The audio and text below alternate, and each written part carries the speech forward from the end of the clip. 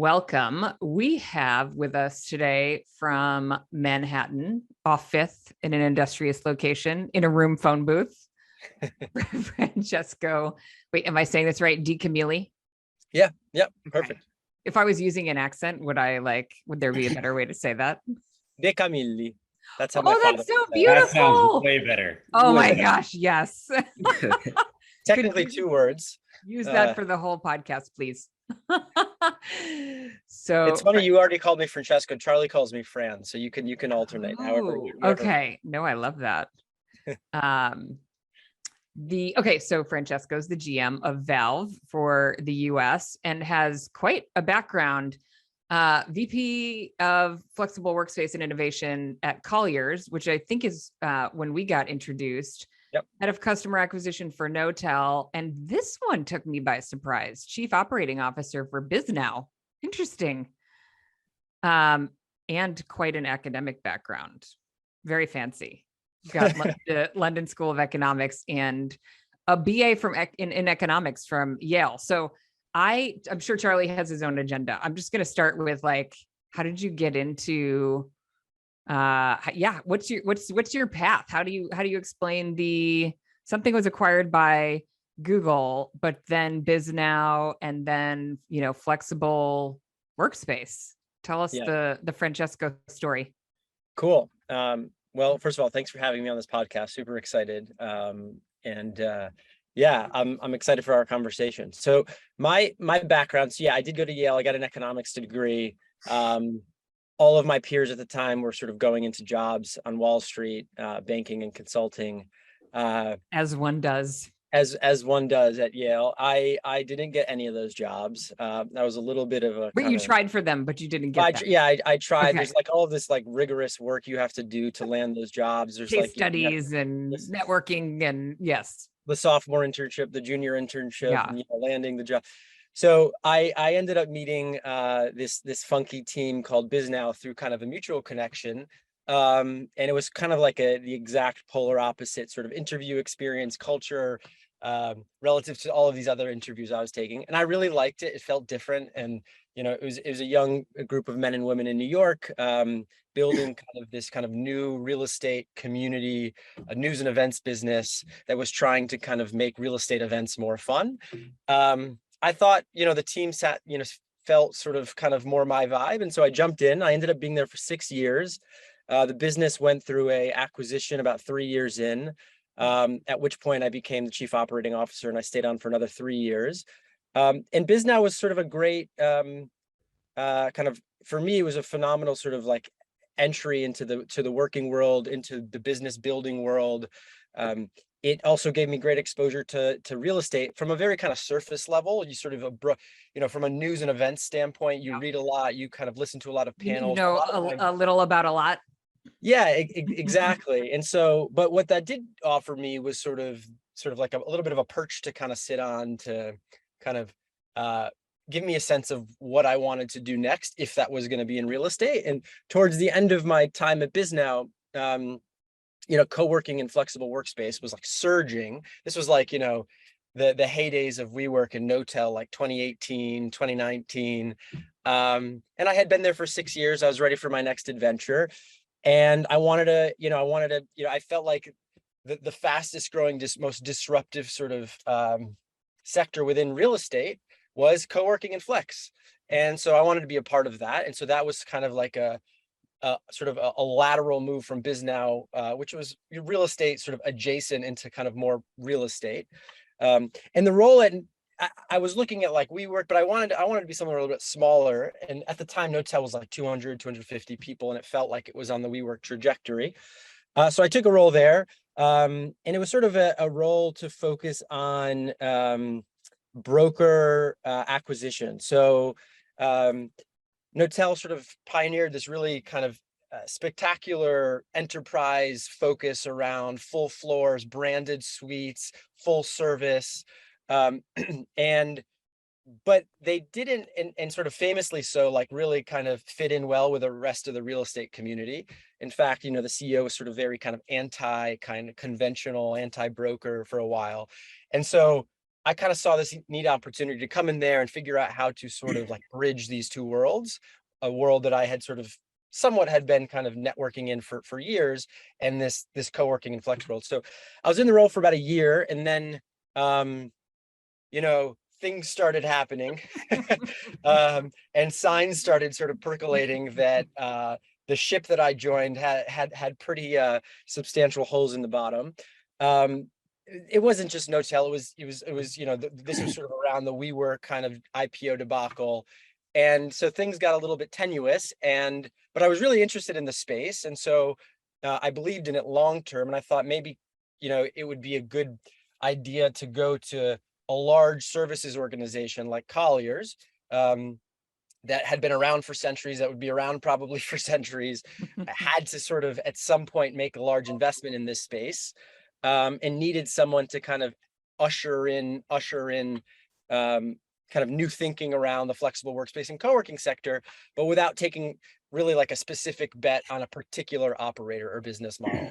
And so with that, I kind of entered Colliers, and my role is very similar to Charlie's role at Avis and Young, which was to basically lead the practice from the ground up in the US. And so I was there for 2 years, and great role. I mean, I really personally gained a lot out of it. I got to work with a lot of, my first transaction was 450 desk Microsoft deal, where I got to fly down to Dallas. We actually did the deal at Very, who I know you guys are close with, the Verispace team. So that was like really exciting. Learned a lot. And then COVID hit. And like many people, I was like, what do I want to do next? Is it at Colliers? Is it beyond Colliers? Do I want to sort of, you know, become a farmer in like the suburbs of Connecticut? Everything is on the table is what you're Yeah, saying. yeah, exactly. And so I ended up leaving Colliers actually to go found my own company. This was before Valve. For about 8 months, I moved down to Raleigh, North Carolina with a couple of business partners at the time, to sort of with this idea of acquiring some distress office assets and building sort of an owner operator flex model, a little bit kind of like the expansive concept. Ultimately, it didn't work out. Lots of reasons for why it was tough, but buying an office building during COVID, it turns out to be harder than an ignorant person would have expected. Raising money for $100 million downtown asset in Raleigh was tough. So the first thing I did, like after kind of I admitted defeat of this sort of, at least for now, for this kind of concept, was I called up Nick Rivetta, who was the CEO at Valve, and who I had been working with at Colliers for some time. And of all of the companies that I met during my time at Colliers, one of the interesting parts about that role is, like I'm sure Charlie, you can experience, you meet all of these emerging technology platforms that are looking to sell into the brokers and your enterprise occupiers. So it's sort of like you get to see a lot. And so one of the companies that I thought was really innovating in a very new way was Valve. And what Valve was trying to build, at least back in 2019, 2020, was a solution that at the time felt similar to kind of like what CoStar had done in the traditional office market, but for flex. And as a quasi broker at Colliers trying to do a 450 desk deal, immediately it was apparent to me how hard it was as a broker to survey the market, find options, contact operators, get pricing. And Valve was trying to build a solution to enable brokers to more effectively run that process, with much larger ambitions beyond just that too. And so I called up Nick. I was like, Nick, this thing didn't work out, but I want to launch Valve in the US. Please give me a shot. And so after a series of conversations, that's what we decided to do. I came on board full time about 15 months ago to launch Valve in the US, which I'll tell you more about. And here I am, 15 months later. We have a 10-person team. We raised some money, and we have about 30 clients in the US. So far, it's been a really fun adventure. Well, and for those that are not as familiar with Valve, especially in the US, for anyone that may be listening from the UK, you're probably uber familiar with Valve, but give a little bit of backstory of Nick and why he even started Valve. Because to me, that's a very interesting part of this as well. Yeah. So the backstory behind Valve is so Nick had an idea of applying a business model from a different industry that was a tried and tested model, which was the global distribution system, and applying that to the flexible workspace and co-working sector. And so Nick had done some work around a business called Amadeus, which plays that role in the hotel space. And so what Amadeus does is Amadeus is the distribution platform that if you're Marriott and you launch a new property in Las Colinas in Texas, and you go live, what happens is you'll put that in the US, there's a business called Sabre, which is sort of the US equivalent of Amadeus. And you'll put that property on the global distribution system, and the distribution system will give you distribution and visibility across all of the online travel agencies that could possibly enable you to find customers: Expedia, Priceline, Kayak, Travelocity, hotels.com, bookings.com, etc. As well as distribution into the large travel advisory firms, the groups that manage corporate travel for Fortune 500 companies. And effectively, the role of Amadeus, the role of the global distribution, is what really, in effect, helped accelerate global travel. Because without it, if two people are trying to book the same ticket on an airline, they wouldn't be able to use an online platform without Amadeus, because Amadeus essentially works out the interconnections between all of the supply side. When I say supply, it's airlines, it's hotels, it's car rental companies, and all of the OTAs that are reselling those products in real time. And so if I'm on hotels.com and you're on bookings.com and I book the Marriott in Las Colinas, suite 602, you can no longer book that same suite. And it's the GDS, that's behind the scenes that is making that market and enabling that online real-time booking. And so what we have seen in the flexible workspace and co-working sector is that there is going to be, and we're already seeing a large sort of emergence of digitally native booking platforms. You have Upflex, you have DeskPass, you have Desana, you have Liquid Space, which really sort of was the original in this space. And we're tracking another 100 on a global basis. Some of them are operating, super hyper locally. Some of them are, regional. Some of them are global. And there's a new one every day. A new one every day, right? And so if you're, my friend Adrian Simpson, who's the director of marketing at The Yard, who has 9 properties, right? How are you going to concurrently list and maintain on-demand SKUs, spaces across 100 different digital platforms at scale every day, right? You just can't. Like today, it sort of works because there's really only like 3 or 4 platforms that are driving meaningful business. Yeah. And you could just list on those ones yourself, and you might have a community manager who manages the listings, who will update pricing, who will figure out an ACH wire to true up payments every month. She hates doing it, but she'll do it if you tell her to. Exactly. Exactly.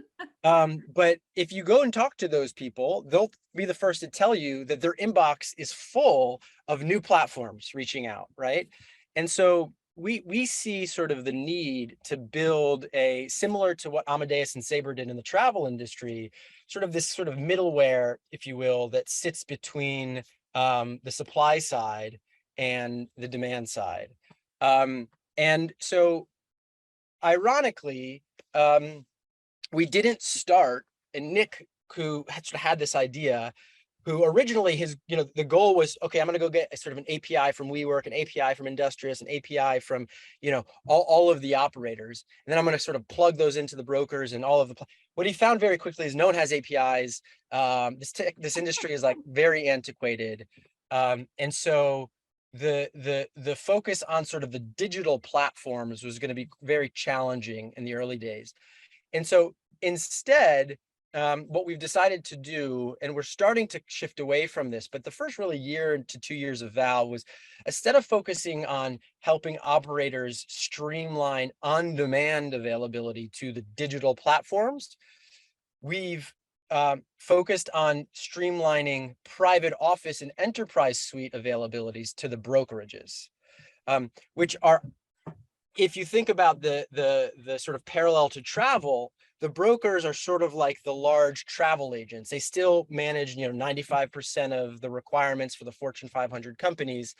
And so if you can effectively enable them to be more efficient and to streamline the requirements to the operators, you solve a big problem for operators who today, their primary means of sort of getting in front of and staying relevant with brokers is pretty like manual. It's pretty grassroots, right? I did it at Notel. You send out newsletters, you send out mailers, you have broker events, which are all good, by the way. But how do you in real like time update pushing every the boulder broker? uphill a little bit. I know you've talked to Kane Wilmot, like Kane's like, right, he has someone on staff Yeah. who's responsible for updating all the platforms and sending the updates to the broker. It's like a human, not Yeah. even a community manager, but like a somebody in the sales organization, and he does all the yeah, it's a lot of work.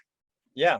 Yeah. And so our sort of value proposition to the operators is put that availability on Valve. And we have a large team that is doing all of that heavy lifting, going to all of the broker shops and getting them to use Valve as their default source for how to search and discover options when their client has a flexible workspace requirement. So groups like Avison Young, Colliers, Cushman and Wakefield, JLL, they'll use Valve the same way a traditional office broker will use CoStar. A flexible workspace broker or a traditional broker who does some flex deals will use Valve to search and discover options in any market in the US using our platform. And so we think that if we can do our job, which is to get teams like Charlie's team and other teams using Valve, we consolidate a lot of people onto a singular platform that operators can then maintain instead of having to constantly kind of treat every brokerage and broker like a separate, distribution channel they need to update on a daily basis. So that was really what we focused on to kickstart Valve. There was this clear need in London. London is the most active flex market we've seen. And there was this clear need within the brokerage community there, of which a lot of them do flex deals relative to the US, for a better tool to do deals, to search for options, to discover options, to send RFPs to operators, to build proposals. So we built sort of this end-to-end workflow platform. And the result is now that virtually 90% of brokers in London who do flex deals use Valve as their default source to do deals. And that was sort of like kind of what kickstarted Valve in London. Then the operators got engaged, and that was sort of the model that we then brought over to the US. And for those that have not seen a demo in the past, I mean, talk about what your London platform looks like compared to even what you're growing. I mean, obviously, the goal is to get there in the US or North America as a whole. But I mean, if you go on to London, it is unreal if you look at how many different options are actually there. And In you can terms of understand the operators.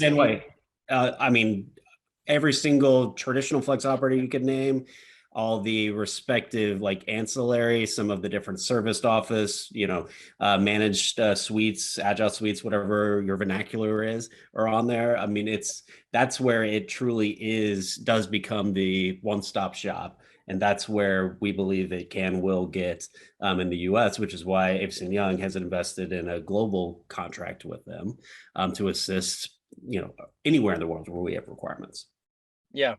Like if you're ever in Manhattan and you look for a restaurant and you like look at Union Square and you go on Yelp and you just see like an ocean of pins and you're like, oh my God, I don't know where to go.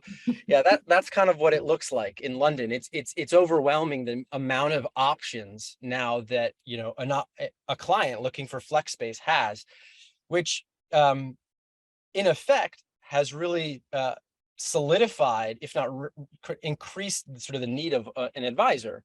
Because when you have, hundreds, if not thousands of different options, you need someone to help you kind of think through it all. What are the different value propositions, the different USPs, the different vibes, the different terms of these different operators? And so I think what we see in London is we think of it a little bit like a crystal ball of what's going to come to the US. And we have the exciting privilege to talk to a lot of those companies because we have a team in the UK who are all eyeing the US, there's probably 10, 20 operators that are sort of thinking about, if not already in the process of launching in the US, that are UK based.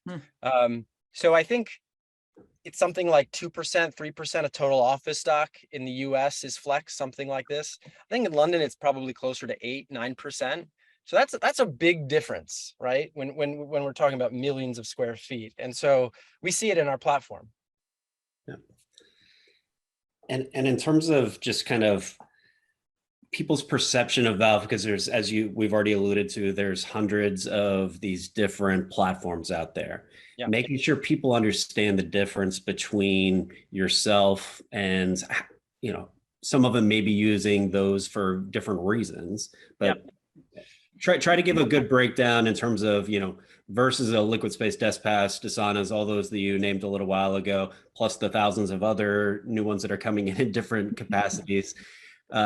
Make sure people understand like what some of the main differences are between using one of those platforms, which for the most part are largely available with clicks of buttons, versus Valve, which is not a, you know, open platform that anybody can access. Yeah. So the primary difference, and then I'll kind of explain more specifically, is that we're not B2C. So you can't, if you're a company looking for co-working and flex space, you'll never come into contact with Valve directly. So if you're typing into Google, I need 5 to 10 desks in Manhattan, you're probably going to end up using, you know, one of 10 aggregator platforms that primarily kind of own that market today. Where Valve plays a role is it's the layer behind those aggregators that effectively enables the operator to list across all of those aggregators concurrently without having to log into every one of them to update pricing and every other data point and amenity that they have when they, you know, make a change or when they go to market. So think of us, again, I'll go back to sort of the travel analogy. We are largely focused on enabling what we believe is sort of the next generation of Expedia for workspaces, or booking.com for workspaces. And our goal is to work with the existing aggregator platforms and help bring to market new ones that have different views on customer journeys and value propositions. But we don't take the role of acquiring that end user. Our customer is the operator, not the occupier. And I think that's the fundamental difference, is that we really, everything that we do is focused and designed around enabling the operator to streamline sales, marketing, and distribution, which in turn means helping them reach all of the occupiers through every platform. The way I like to think about it is, you know, if the three of us bought like a 100,000 square foot office building in Raleigh, and we split it up into kind of 4 quarters, Hypothetically, you have maybe one day, right? Once the market rebounds, we're gonna do it. I promise. So like, let's say we did it, and our business plan was, we thought that, you know, the first quarter of the space we would make kind of hot desking and meeting rooms. You know, the second was going to be private offices, like standard 5 to 10 person private offices. The third floor was like exclusively large enterprise suites. And maybe the top was like event space, right? These are kind of 4 different products, right? That each have their own different distribution channels, pricing structures, incentives. And so we want to be the company where, if you have those 4 different products, you put it onto our inventory management stack, and then we give you distribution into the channels that you're working with that enable you to reach the core customers for that different product. So to break that down a little bit further, so if you know, I'll use just a few of them. So like enterprise, for example, probably if you have 100 to 150 desks in a space, to find a client for that type of product, you probably want to be in front of Avis and Young, CBRE, right. JLL, Cushman, like the big, you know, the big agencies that work with the big occupiers that take down those large enterprise suites. And so we want to help you distribute into them. Today, we have a platform for that, that enables you to list those types of spaces and be seen by the brokers who are typically looking for like 25 plus corporate requirements. So the brokerage channel is the focus. For like the more mid-market, let's call it like 2 desks to 20 desks, you probably want to be getting good exposure on sites like Instant, right? And Liquid Space and Office Freedom, and Yardi Commercial Cafe, and other sort of broader aggregators that are consumer focused that help people kind of in a more self-serve way find your space, right? So in that example, we want to be the API that enables you to list concurrently into all of those platforms, right? And if you want to list on some but not on others, you have permissions that you could turn them on or off. And the role of Valve is to educate you on who those different platforms are, what are their commercial models, and how you can turn them on or off based upon what availability you have. And then that third section, or the base of the building, that's kind of like on-demand space, you have your on-demand booking platforms, your Desks Passes, your Upflexes, your Liquid Spaces, your Dasanas. And again, that's a different type of company, a different distribution channel, a different operating model. We want to also help you push on-demand specs into all of those platforms that are effectively helping you reach the customers looking for that product. So these are very different sales and marketing channels, and we want to become experts in helping operators navigate that complexity. We're not doing it all today. We've really focused on the big brokerages. And now we're kicking off a pilot in I think it's December with the first set of on-demand platforms to kind of enable that part of the market as well. So, but that's the goal, that's the vision, that's what we're building. And obviously, what everything you just described there is something that I can go ahead and tell you, as Fran mentioned at the beginning of this. Yes, we do see a lot of new emerging tech, a lot of established technology platforms, innovative service providers out there. This world is so dynamic. There is so many different avenues that people can go. It is hard to navigate through who's the right one, who thinks they are, able to satisfy all these respective goals by a single platform. It's borderline impossible. It really is impossible unless those people are truly integrated with multiple different platforms, products, solutions, whatever the case may be.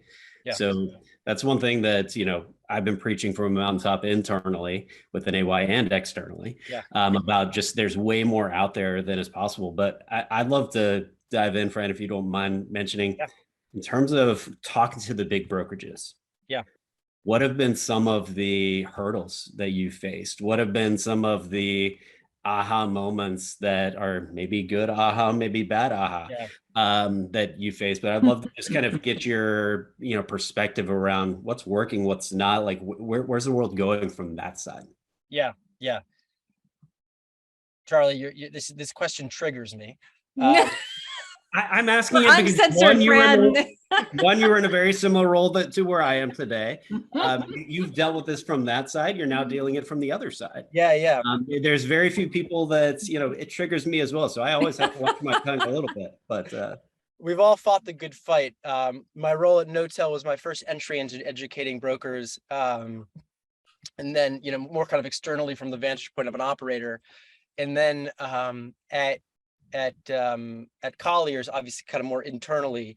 And now at Valve, it's sort of similar. It's external, but bringing them solutions to make it easier, right? And I think one of the things that I found, so part of my sort of thesis for launching Valve in the US was that there's this massive proven business case in Europe of the business working incredibly well, and all of these brokers, calling out for this, needing this solution and being willing to pay for it. I think what we quickly found in the US is that there's far fewer brokers who wake up every day and what they're focused on is doing flex deals, right? There's just structurally, there's probably 15 to, put Instant aside, who has a fairly large team in New York.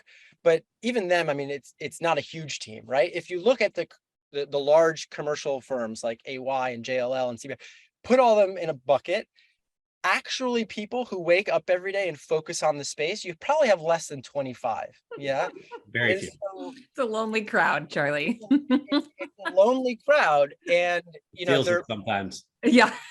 When I was at Collier, it was just me. I was the only one. Now there's two of them, but that was the job, right? And so those 25 people love us, because like we've built, the solution that they've wanted for years and they've been avoided, dollars have been allocated to other departments because there's been a better business case. So we resonate well with them. Where we found challenges is that other 99% of the market, that in the US, I think you have a lot of kind of structural reasons for why traditional brokers are less compelled to do flex deals. I think one is the incentive structure in the US relative to Europe is much more commission driven, right? In the UK, you have higher base salaries and much kind of lower split of base to commission. And so when you're operating in a highly kind of commission driven environment, you tend to kind of want to work on the bigger deals. And we know flex deals typically relative to a 10-year lease pay at lower commission. So that's number one. I think number two is you have much more concentration at the top in the US in terms of the supply side. So if you look at just WeWork and Regus in terms of number of buildings and total square feet, they represent, I think it's just under 50% of the market in the US. Now that's changing. It's changing fast, but it's not that fast, right? And so if you're a broker and you have a flexible workspace requirement, you're kind of just like, all right, I'm going to call my person at WeWork. I'm going to call my person at IWG. I'm going to call my person at Industrious. Industrious kind of probably made it onto that list like 2 years ago. And like, that's good enough, right? Whereas in London, like we said earlier, there's 1,000 different providers, all with a different kind of value propositions, and that's not good enough. You'll get kicked off the project as a broker.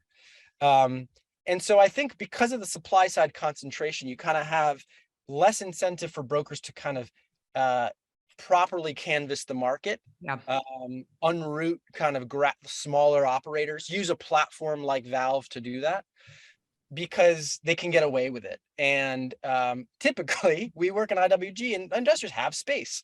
So they kind of just get the deal done and move on. And then I think there's some other reasons. I think those are the two biggest ones.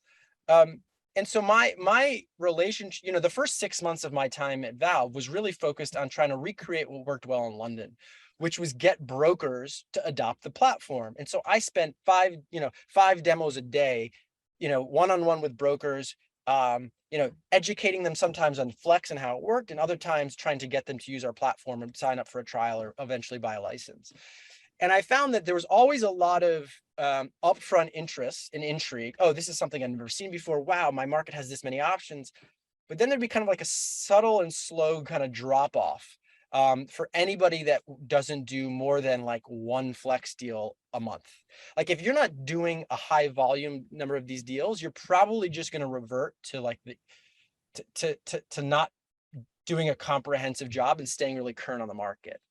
And so I think the one thing that makes me, I got quite kind of bearish on how are we going to get all these traditional brokers to sort of more actively play a role in Flex. I think, a couple things that make me optimistic here. One is that the traditional landlords are moving into this space, right? Albeit not that fast. Like 2 years ago, I would have said there'd be more by now that are like doors open, we have space. But that is impacting brokers kind of like the credibility they think about the space in, because those are the clients that typically pay their commissions. When Brookfield and Tishman and Hines like have flex space, they start to take it more seriously. So I think that's one thing that makes me optimistic. And then two, I think it's just very clear, like at the executive level of all of the brokerages, there needs to be some sort of like play and flex. CBRE bought Industrious, Cushman invested in WeWork. Like there's this view that you need to make some sort of bet. And I think we're going to see over the next 24 months, like a lot more innovation at the brokerage level around how they service flex, investing in technology, and upskilling brokers. And I think brokers are starting to see that and take it more seriously, but it hasn't been easy, Charlie. It hasn't been easy. Yeah. So, you talked to a couple, like you give a little bit of a preview of what changes, but yeah, what will the dynamics look like? How long do you think it changes? Because based on what you've described, you're solving like a significant pain point for, people who could all fit in like the backseat of my car. Yeah. Yeah. Like what, Yeah. what, so yeah, what, and Charlie can, weigh in on that too. What, my first, I was just Googling like, the United Kingdom is the size of what, US state, like the UK super heavy into flex, but overall, a small market. Yeah. Yeah. So the Yeah. US like hypothetically has a lot of potential. But yeah, over what time period do you think?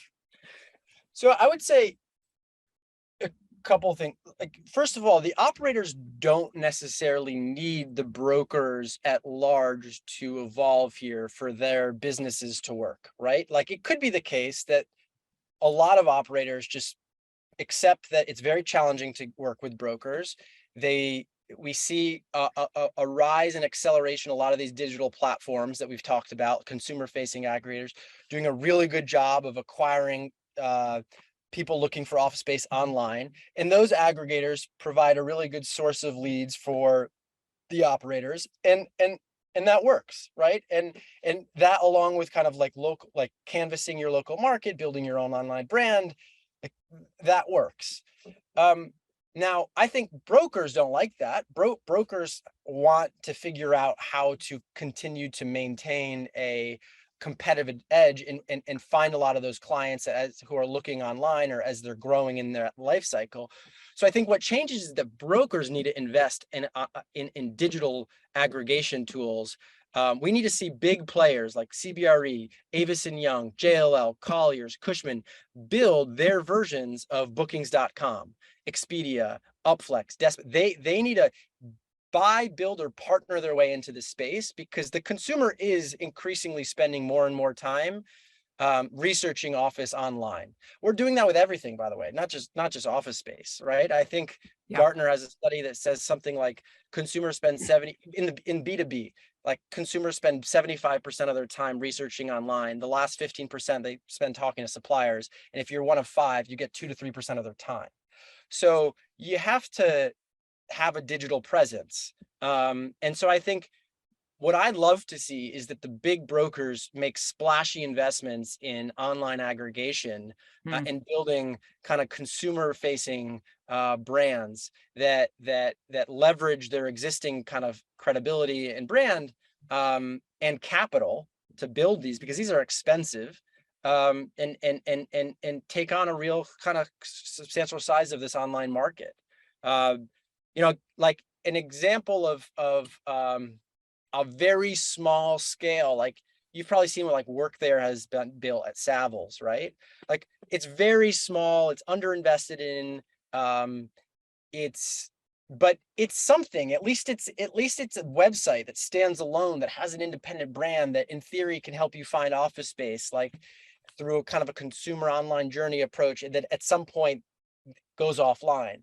I'd love to see bigger, better versions of that. And if we don't, other entrepreneurs, we'll take advantage of that opportunity. Our position at Val. You just hit the nail on the head with that last comment right there. I mean, Charlie, for those not watching on YouTube, Charlie's head nodding. Yeah. I mean, because that's one of my lines that I use internally. And, as you're explaining all those different investments and strategic partnership, whatever the case may be in the flex world to date, it is still a very small subset of what the potential is for the broader brokerage industry and candidly the industry as a whole. But to all of your points, even pre-COVID, there was some stat that I remember at some point, 60% of real estate searches start online before you ever engage with a broker. The issue with that pre-COVID, and I think the reason a lot of brokers are resistant to acknowledging this, is because there was no seamless way for those people to actually get anything done, where Right. they They maybe try and then they maybe got on a loop net, Yeah. they got frustrated, whatever the case may be. Mhm. But Call there the was broker. no way to legitimately get it done until I mean, yes, the instance of the world, the liquid spaces of the world have been around for a decade plus at this juncture. Those were the only platforms that you could go and actually transact ultimately. Those are going to continue to gain steam, and there's now hundreds, thousands of them that are all going after that consumer directly. And, one of the things that, I'm saying also internally a lot is we do everything else online. People are saying, like, just because, I mean, during COVID, what we were all, name your respective DoorDash, I mean, well, all these respective ones, we were all using those, but it's not like we didn't want to go back to, that restaurant. We just wanted, because it was convenient that day, and we can't, it was seamless. We're willing to pay more. At the end of the day. That same thing is happening already, and it's going to happen more and more in the future at scale within the office sector, in the real estate sector, not just the office sector. We have to invest in digital. One stat, Charlie, that I think is just like interesting to to think about is, there's this often, and I think it's probably ambitious, but I'll just, even if it doesn't end up being 30%, it's still significant. When, the JLL stat about, we know the JLL stat. Yeah, everyone knows the JLL stat. But if you think about, like, even if it's a fraction of that, right? There's 100 billion square feet of office space in the United States. There's 100 million-ish, I think, square feet of flex space, right? So if it was 30%, it would assume that we're going to go from 100 million square feet of flex space to 30 billion square feet of flex space. Let's say it's half of that, right? 15 billion square feet of flex space. That's still a 150x increase in supply, right? So I think, like, the future is very, like, unwritten, right? We are at the very early stages of this when we think about this, when we really zoom out, like, not just the last kind of hype cycle, but like zoom out. We're at the very early stages of this. And I think that that is just a seismic shift. And my personal view is that, I think the conventional office is largely dead for a good 50% of potential occupiers. The reason we don't see more flex space is a capital markets constraint on lending. At some point, that'll change when the buildings just are fully vacant, and the lenders are like, fine, you could write a 2-year lease if it's gonna, add a little bit of rev. But this will take time. And when that happens, and this sort of like supply sort of really starts to take off, I think the big brokerages will find a way to play more of a central role, or not, as you said. But that's what really gets us excited at Valve. If you think that the market's going to move from 100 million square feet to 15 billion, that's a whole lot of supply that needs to be dynamically interconnected to and updated against today hundreds, but in the future potentially thousands of reseller channels. And so we don't necessarily know exactly which one of those reseller channels. Will it be the traditional brokers? Will it be the on-demand platforms? Will it be the marketplace that are going to own kind of the majority of the distribution? But we just want to focus on helping the operators work with the ones that end up being most helpful in the most efficient way. So that's how we personally kind of get comfortable with the lack of clarity around the brokers. And Jamie, I don't know timeline wise what we're looking at here, but I would like to ask one more question relating to your perspective around, you've already were alluding to it right there, but one of the lines, again, I've been using is there's a higher demands for a supply that candidly is just not readily available in most markets right now. I'd love, given the access to data that you have coming through your platform, like, where do you see this supply demand data? Like, what is the type of supply that needs to grow out there to adhere to this demand? What are some of the demand metrics that you can share in terms of kind of uptick of certain type requirements, et cetera? Would just love to get a little feedback from you on that. Yeah. So I think there's two kind of product types that come to mind that feel like there's not enough of. One is bookable, high quality meeting space in urban, downtown, and suburban locations. In some cases it does exist, but it's not sort of marketed well, right? It's not accessible to that average consumer Googling online. So I think that a lot of private offices could be converted into more bookable online meeting rooms. I think if you look at a lot of the platforms like Upflex, Dasana, DeskPass, Liquid Space, the data that they have suggests that a lot of the meetings that are being booked are actually for 2-3 person kind of in-person meetups that require meeting rooms, as opposed to just heads down work that could be done at home. So I think that's one area that if I owned a lot of co-working spaces, I'd be really trying to dial up my meeting product. The second is the gap that Knotel leaving the market left that still is largely unfilled, which is you know self-contained enterprise branded serviced suites delivered on a flexible term. Yep. I think it's a really hard product to do under a Lease? under a lease-based Yeah. model. I think ideally it's something that over time can be delivered by landlords. But there could be some operators, one that we're really excited about, and one of our actual clients in the UK is this company called Kit, which you might have heard of. They one of the fastest growing operators in the UK. This is really the segment that they focus on. Branded, serviced, kind of customized suites for anywhere from like 10 to 100 people.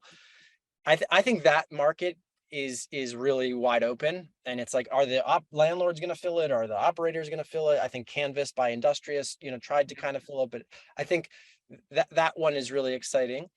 And then on the data side, the markets that we're seeing the most data activity in are, we still see good activity in New York and San Francisco, but relative to their per capita population, I think Denver, Austin, Miami, Raleigh, a lot of like the Mountain West and Southeast markets, we're seeing quite a bit of demand in. The other change is rates are going up. I think we're seeing a rebound from COVID, like the demand is back and people are no longer discounting by 30-40%. I think New York specifically, we put something out on LinkedIn 2 days ago that like rates are up 20-25% in New York on a cost per desk basis as a result of just people being able to hold pricing more. And I think that's a good sign for the industry. So assuming the whole world doesn't fall apart in the next 12 months, it could be a good year for coworking. Yeah, Fran, you missed the GWA conference. You were going to be on a panel and couldn't make it, but the demand supply conversation was kind of a hot theme, that there's certain types of supply out there and then like really thin availability of some of it. And I think, there's just a lot of demand to unfold that wants maybe a different product than what's offered right now. So I think that'll be super interesting. So I just want to dig into, so I understand the layer. So when you talk about like AY, the brokerages investing in their own like Expedias, is that just to remain like a relevant front door for the end user? Like, is that so that they're found online but they have they essentially have the same inventory if they're on Valve?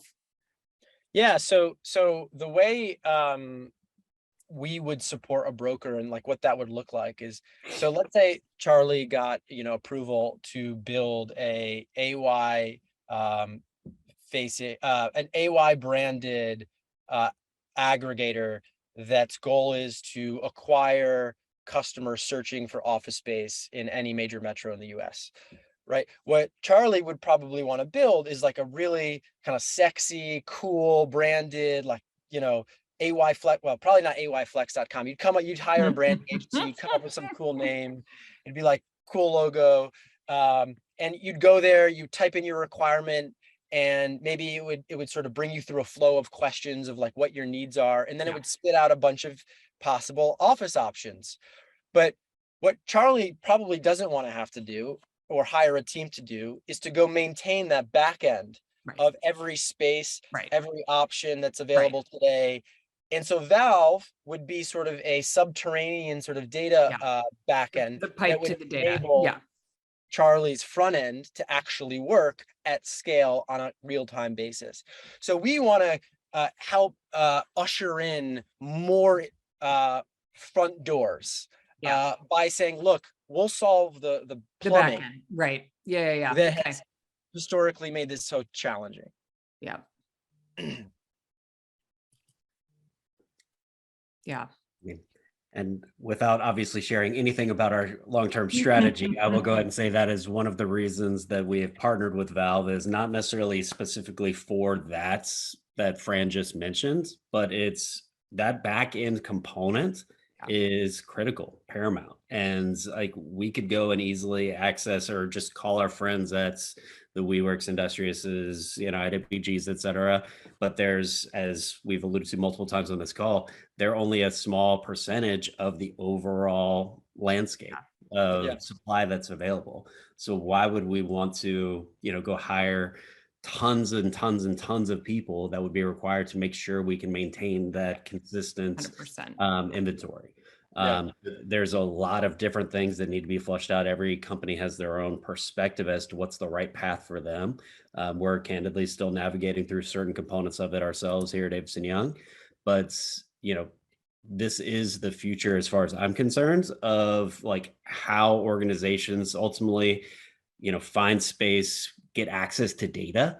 There's a lot of different platforms, avenues for them to do it. This is not to discount the role of the quote traditional broker.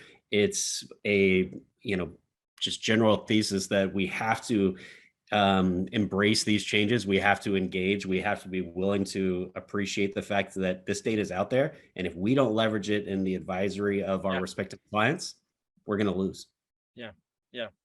And I would say, Charlie, ultimately, it's in the operator's best interest too, to have a partner like Valve, because they want to be listed on Davidson Young's website, but they also want to be listed on 40 other websites.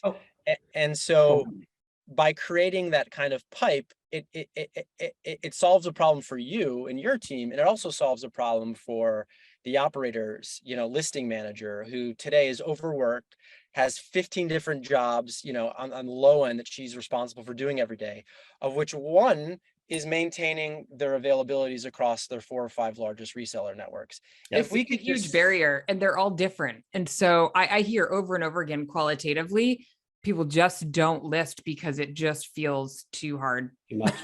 I mean, even though they know, like, yep, could be a lead source, haven't gotten to it. I tried, I got stuck.